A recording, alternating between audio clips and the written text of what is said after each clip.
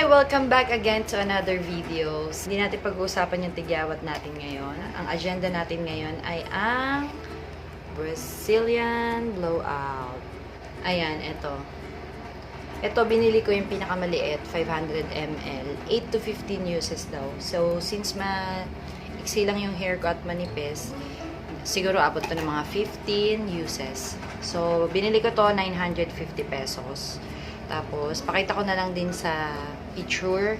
Meron din silang 1 liter, which is 1,350 pesos, 18 to 25 uses, tsaka 1 gallon, 2,990 pesos, 50 to 60 uses. So, yan. Bagong body tayo.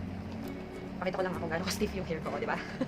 Kasi, naka 6 times na yata, or more than pa yung aking hair. Kasi nga, yan. Bagong bleach. Ito, hair shampoo lang naman to. Ginamit ko. Ganito siya pagka walang conditioner na kasama. Tsaka ayan. Pag hindi na conditioner yan, bonggang tigas ng aking hair. O, diba? So, kailangan na talaga nyo ng bonggang treatment. Gosh, besh. Nakarami na rin ako ng hair color. Siguro nakadalawa na ako.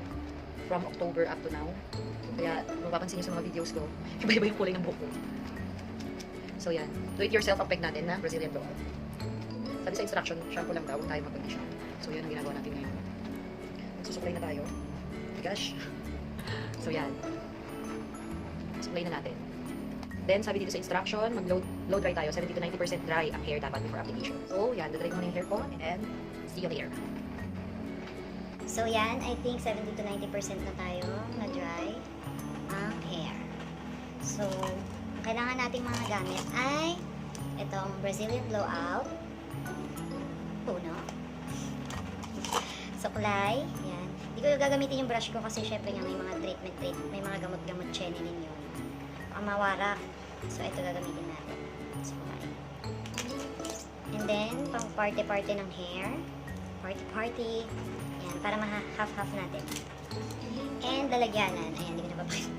Ice cream. Ito talaga pinaginagamit ko pang pag nag-hair color kami ng kapatid ko. Hi, Kuya! I miss you! So, yan. Sariling sikap na ako ngayon. Pero Brazilian lang naman ang gagawin natin. So, yan. Dito natin ilalagay. And, kailangan natin ng gloves para hindi mawarak ang ating mga balat or palad. And, of course, ang pinaka-espesyal, ang ating flat iron. Yan. Flat iron. Para after application, wash, then flat iron. And, so, yan. Natiin na natin ang ating hair.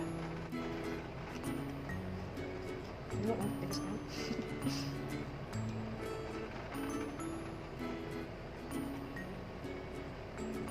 Yeah. Sa gusto mong magpagawa, 500 lang per session. Charot.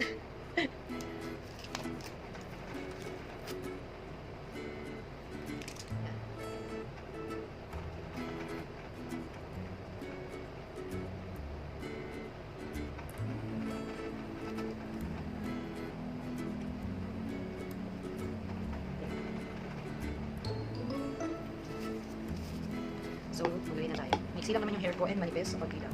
Nag-chat-chat na lang tayo mga besh.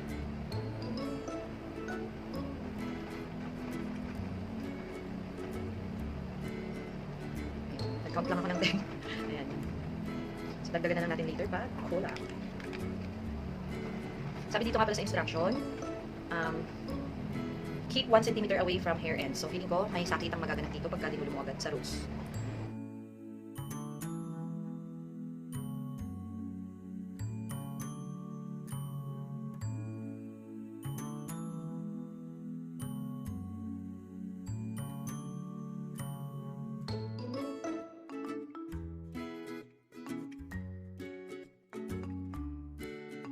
So, ayan, apply na natin ang Brazilian Blowout.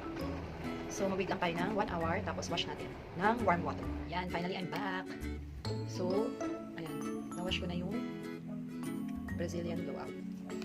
So, nakalagay naman doon sa instruction doon, hindi ka na magsha-shampoo, i-wash mo lang yung pinaka-treatment. Tapos, ayan, 100% dry na siya. Then, next natin is flat iron. So, ayan, pinipreheat ko na siya. Nasa 210 degrees Celsius ako.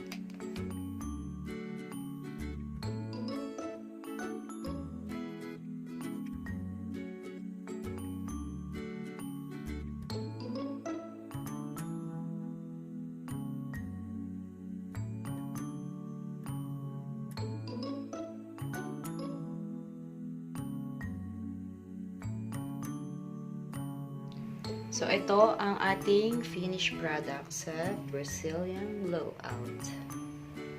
Look. Oh, happy.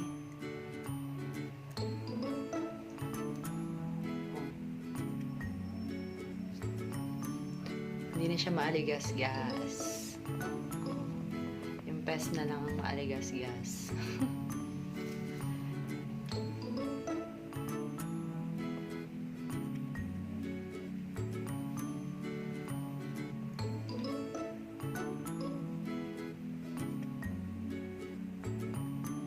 Bye for now!